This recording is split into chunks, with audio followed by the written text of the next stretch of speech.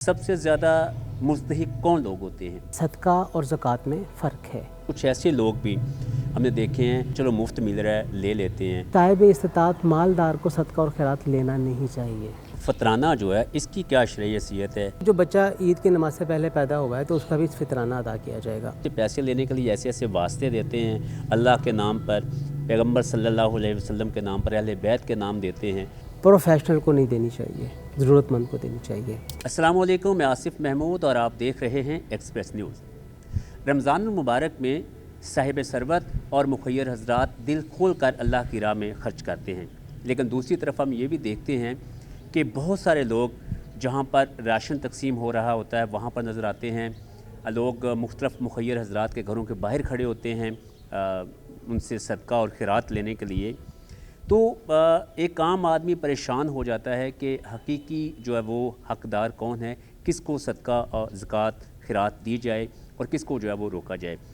आज हमारे साथ इस्लामी नज़रियाती कौंसिल के चेयरमैन और जामिया नईमिया लाहौर के सरबराह डॉक्टर राग़िब हुसैन नईमी मौजूद हैं। इनसे ये सारी तफसीलात जो वो जानते हैं। अस्सलाम वालेकुम डॉक्टर साहब, कैसे हैं आप? वालेकुम अस्सलाम व रहमतुल्लाहि व बरकातहू। अल्लाह का करम। सर ये फरमाइएगा कि इसी से हम शुरू करते हैं कि इस्लाम ने जो कौन से ऐसे मुसारफ़ बताए हैं जिनको हम रमज़ान मुबारक में भी और अगर आम दिनों में भी हम सदका खैरात करना चाहें तो किन लोगों को दे सकते हैं? सबसे ज़्यादा मुस्तहिक कौन लोग होते हैं? बिस्मिल्लाहिर्रहमानिर्रहीम। बड़ा अहम सवाल है आपका कि सदका और खैरात के मुस्तहक कौन लोग हैं। बुनियादी तौर पे सदका और ज़कात में फ़र्क है और हमें इस फ़र्क को जानना चाहिए।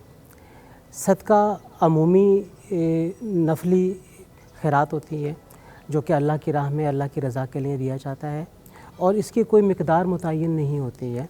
हर शख्स अपने अपनी रज़ा, अपनी अपनी रग़बत और अपने दायरे कार के मुताबिक अल्लाह की राह में सदका निकाल रहा होता है। और सदका बुनियादी तौर पे अपनी जान का, अपने माल का सदका, जिसे हमारे मुआशरे के अंदर कहा जाता है, जैसे हदीस में भी आता है सदका तो तरद्दुल बला, कि सदका जो है ये आने वाली मुसीबत को टालता है।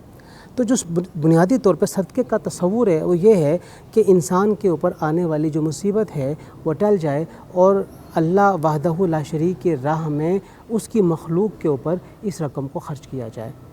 ये नक़द की सूरत में भी हो सकता है, अजनास की सूरत में भी हो सकता है, कपड़े की सूरत में भी हो सकता है, तालिब इल्म की किताबों की सूरत में भी हो सकता है, या एक आदमी अपने कारोबार को खड़ा करना चाहता है तो उसे कारोबार के लिए कोई रेडी लेकर दे देते हैं या कोई मशीनरी लेकर दे देते हैं। तो ये तमाम चीज़ें सदका और खैरात के अंदर आ जाती हैं। और जहाँ तक ज़कात की बात है, ज़कात का निसाब मुतय्यन है और उसकी मिनिमम मिक़दार भी मुतय्यन है और जिन्हें ज़कात की रकम दी जाएगी अल्लाह वहदहू ला शरीक ने कलाम मजीद में उनके अस्मा तक को बयान कर दिया और उन्हें 8 कैटेगरीज़ के अंदर तक़सीम किया गया है। ज़कात को जब हम पे करते हैं तो अल्लाह ताला फरमाता है इन्नमा सदक़ातु लिल फ़ुक़राइ वल मसाकीन, कि ये सदक़ात से मुराद है ऐसी रकम जो कि आपने लाजमी अदा करनी है, और यहाँ पे सदक़े से मुराद ज़कात की रकम है। तो ये फ़ुक़रा के लिए है, मसाकीन के लिए है, अल्लाह ताला के रास्ते में है, कर्ज़दारों के लिए है, ग़ुलामों की गर्दनों को छुड़ाने के लिए है, जो रकम इकट्ठी करते हैं ज़कात के, तो उन्हें भी ज़कात की रकम में से हम कुछ न कुछ दे सकते हैं। तो ये बुनियादी तौर पे वो लोग हैं जिनका ज़िक्र कुरान मजीद में अल्लाह वहदहू ला शरीक ने किया और ज़कात की रकम ही इनको दी जाएगी। सदका ज़रूरी नहीं कि लेने वाला बंदा जो है वो बहुत ही फ़कीर और मस्कीन हो, वो वेल टू डू भी हो सकता है, उसके पास अपना मकान भी हो सकता है। अब देखिए आजकल इतनी महंगाई हो गई है, एक आदमी जो है उसका बिजली का बिल ऐसे 50 लाख रुपए 50,000 रुपये आ जाता है, गैस का बिल सर्दियों के अंदर उसका 50-50 हज़ार रुपये आ जाता है और उसने इस्तेमाल भी नहीं की होती है। महंगाई इतनी ज़्यादा हो गई है, वो लोगों से कहता है कि मुझे ये बिल पे करना है, मकान मेरा अपना है लेकिन मेरे इस्तिताअत नहीं है, मेरा इतनी इनकम नहीं है, कमाई नहीं है, मुझे सदका और खैरात कर दें, तो वो सदका और खैरात उसको भी दिया जा सकता है। ये भी आजकल सर हम देखते हैं कि हमारे यहाँ पे ऐसे लोग जो कोई जॉब करते हैं या उनका कोई छोटा मोटा कारोबार है, वो सारा साल रिश्वत लेते हैं, नाजायज़ तरीके से कमाई करते हैं और फिर रमज़ानुल मुबारक में वो लोगों में राशन तकसीम कर देते हैं, लोगों में सदका तकसीम करते हैं, ज़कात देते हैं, उम्रे पे चले जाते हैं। ऐसे लोगों की इबादत کے بارے میں یا ان کے اس عمال کے بارے میں آپ کیا کہیں گے؟ یہ تو ٹھیک ہے کہ اللہ تعالیٰ قبول کرنے والا ہے، لیکن عمومی طور پر شریعت اس بارے میں کیا کہتی ہے کہ آپ کرپشن کے پیسوں سے، 2 نمبری کے پیسوں سے یہ صدقہ خیرات کریں اور لوگوں میں حاجی صاحب یہاں بڑا مشہور ہو جائیں گے، یا یہ کہیں جی کہ یہ بندہ بہت جو ہے وہ سخی ہے؟ دیکھیے یہ بات بالکل واضح ہے کہ حرام مال جو اکٹھا کیا جائے اس سے نیکی کا کوئی کام نہیں ہوگا، اور اگر کوئی اپنی دانست میں نیکی کا کام کرنا چاہتا ہے حرام مال سے تو وہ قابل قبول نہیں ہوگا اللہ تعالیٰ کے ہاں، بلکہ وہ زیادہ گناہ گار ہوگا، گناہ کا مرتکب ہوگا کہ اس نے جانتے بوجھتے حرام مال کو نیکی کے کام میں استعمال کیا۔ ہمارے والد گرامی ڈاکٹر سرفراز نعیمی شہید کے پاس ایک صاحب مسئلہ پوچھنے کے لیے آئے کہ سود کی رقم کسی طریقے سے ان کے پاس آ گئی، نہ چاہتے ہوئے بھی آ گئی، کہ اب اس کو کہاں پہ خرچ کریں ہم؟ تو آپ نے فرمایا کہ بغیر ثواب کی نیت سے اسے لیٹرین کے تعمیر کے اندر خرچ کر دیا جائے، حالانکہ لیٹرین کی تعمیر بھی انسانوں کے لیے ایک راحت ہے کہ لوگ وہاں جا کے قضائے حاجت کرتے ہیں، لیکن آپ نے فرمایا ثواب کی نیت نہیں کرنی ہے۔ تو حرام مال سے کبھی بھی ثواب کی نیت سے مال خرچ کر کے کوئی تصور نہ کر لے کہ مجھے اللہ تعالیٰ کے ہاں بہت انعام مل جائے گا اور مجھے اللہ تعالیٰ کے ہاں بہت نیکیاں مل جائیں گی۔ حرام مال سے کیا ہوا خرچہ کسی بھی طور پہ کسی بھی ایک نیکی کو لانے کا سبب نہیں بنتا ہے۔ سر ایک چیز جو عام ہمارے معاشرے میں نظر آ رہی ہے کہ جب کوئی بندہ اللہ کی راہ میں خرچ کر رہا ہے یا وہ راشن ہی تقسیم کر رہا ہے تو کچھ ایسے لوگ بھی ہم نے دیکھے ہیں کہ جو سمجھتے ہیں کہ یار چلو مفت مل رہا ہے لے لیتے ہیں، حالانکہ وہ اس چیز کے مستحق نہیں ہوتے، ٹھیک، لیکن وہ صرف ایک جو رسم بنی ہوئی ہے کہ مفت چیزیں مل رہی ہیں، کوئی دے رہا ہے تو چلو 2-4 پیکٹ ہم بھی لے لیتے ہیں۔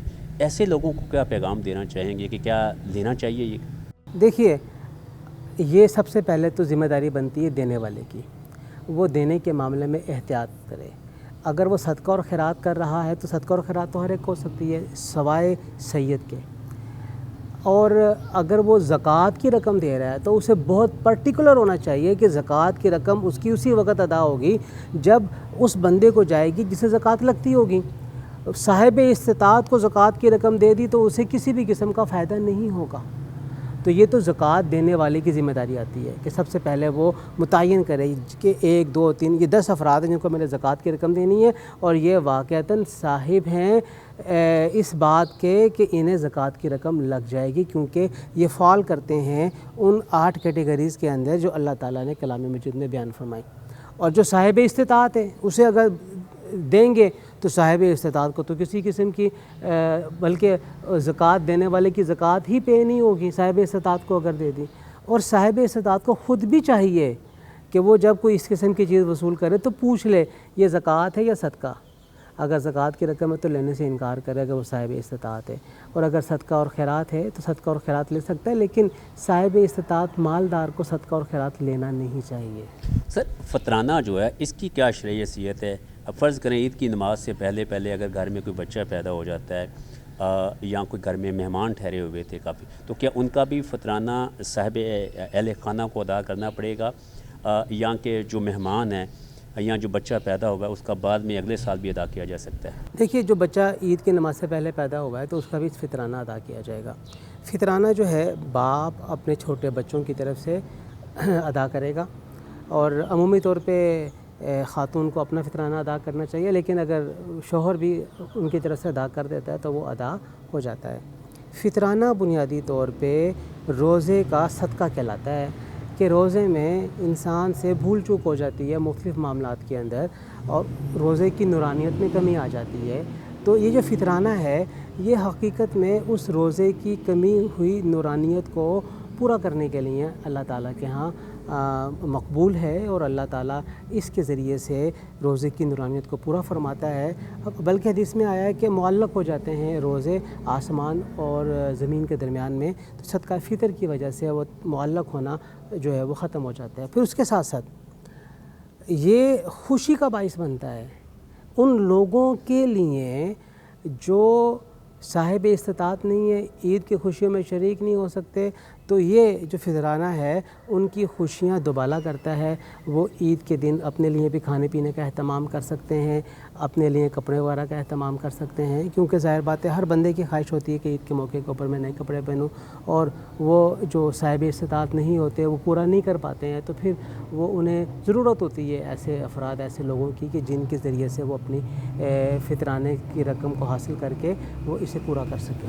سر, جس طرح ہم دیکھ رہے ہیں کہ حکومت کی طرف سے بھی, جس طرح وزیر اعلیٰ پنجاب مریم نواز شریف صاحبہ انہوں نے وزیر اعظم صاحب کی طرف سے بھی اس دفعہ رمضان نگہبان کے نام سے مختلف جو مستحق خاندان تھے ان کو جو ہے وہ پیسے دیے گئے ہیں, لیکن اس کے باوجود ہم دیکھتے ہیں کہ سڑکوں پر گلی محلوں میں بہت سارے لوگ جو ہے وہ, اور اس میں پروفیشنل بھکاری جو ہے وہ بھی نظر آتے ہیں. یہ وہ پروفیشنل بھکاری ہیں جو دوسرے ملکوں میں, خاص طور پر سعودی عرب میں جا کر بھی پاکستان کی بدنامی کا باعث بن رہے ہیں. ایسے لوگوں کی پہچان کیسے کی جا سکتی ہے اور ایسے لوگوں کے ساتھ کیا رویہ اپنانا چاہیے, چونکہ وہ آپ سے پیسے لینے کے لیے ایسے ایسے واسطے دیتے ہیں, اللہ کے نام پر, پیغمبر صلی اللہ علیہ وسلم کے نام پر, اہل بیت کے نام دیتے ہیں, تو بندہ مجبور ہو جاتا ہے ان کو کچھ نہ کچھ دینے کی. تو کیا کہیں گے آپ اس پر؟ دیکھیے, ہر انسان کو اللہ تعالیٰ نے جو عقل دی ہے اس کی بنیاد کے اوپر وہ یہ بات جج کرنے میں کامیاب ہو جاتا ہے کہ یہ جو پیسے مانگنے والا ہے یہ واقعتاً ضرورت مند ہے یا یہ شخص پروفیشنل ہے. پروفیشنل کو نہیں دینی چاہیے, ضرورت مند کو دینی چاہیے. اور جو پروفیشنل ہے اس کی ایک پہچان یہ بتائی گئی کہ وہ پیچھا ہی نہیں چھوڑتے ہیں جب تک انہیں آپ 2-4 روپے نہ دے دیں, اور وہ آپ کے دامنگیر ہو جائیں گے, آپ کے کپڑے کو پکڑ لیں گے, آپ کو جس طرح آپ نے بھی کہا کہ واسطے دینا شروع کر دیتے ہیں. تو گویا یہ اسی پروفیشنل ازم کا ایک اظہار ہے جو کہ ان کی طرف سے کیا جاتا ہے. ہمیں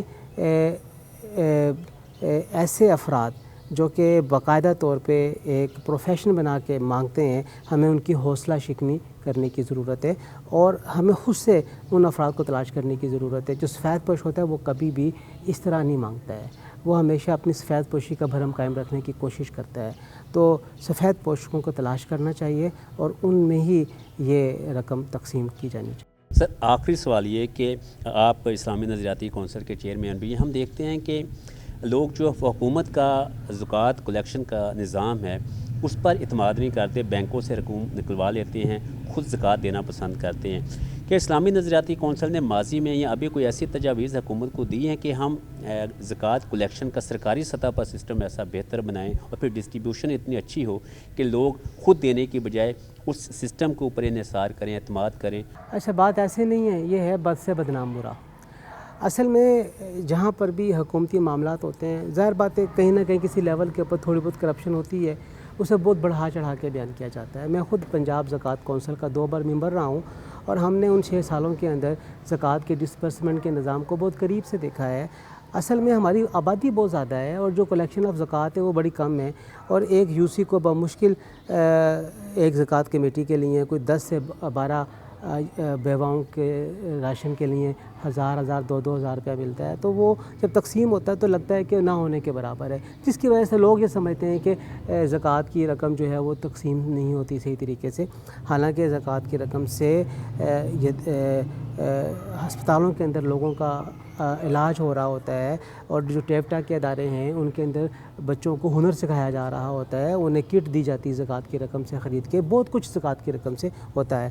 میں یہ سمجھتا ہوں کہ زکوٰۃ کی رقم جو ہے وہ بینکوں کے ذریعے جب کلیکشن ہوتی ہے تو پھر وہ مرکز میں جاتی ہے, پھر وہاں سے تقسیم ہوتی ہے صوبے کی پاپولیشن کی بنیاد کے اوپر, اور پھر جب صوبے میں آتی ہے وہ زکوٰۃ کی کلیکٹڈ رقم تو پھر وہ آگے چل کے تقسیم ہوتی ہے جو ضلع کی پاپولیشن ہے اس کی بنیاد کے اوپر. تو یہ بہت ایک ملٹائی لیول کا ایک سسٹم ہے جس میں زکوٰۃ کی رقم جو ہے وہ پہنچتی ہے, غریب تک ضرور پہنچتی ہے, لیکن مقدار چونکہ اوپر ہی تھوڑی ہوتی ہے تو تھوڑی مقدار میں پہنچتی ہے. ہمیں حکومتی ان اداروں کے اوپر اعتماد کرنا چاہیے, اور جہاں کہیں پہ کوئی خامی ہو تو اس کا اظہار بھی اور اس کو سامنے بھی لانا چاہیے. آپ نے ان کی بات سنی, 2 چیزیں بڑی واضح ہیں. ایک تو یہ کہ صدقے میں اور زکوٰۃ ان دونوں میں ہمیں فرق کرنے کی ضرورت ہے.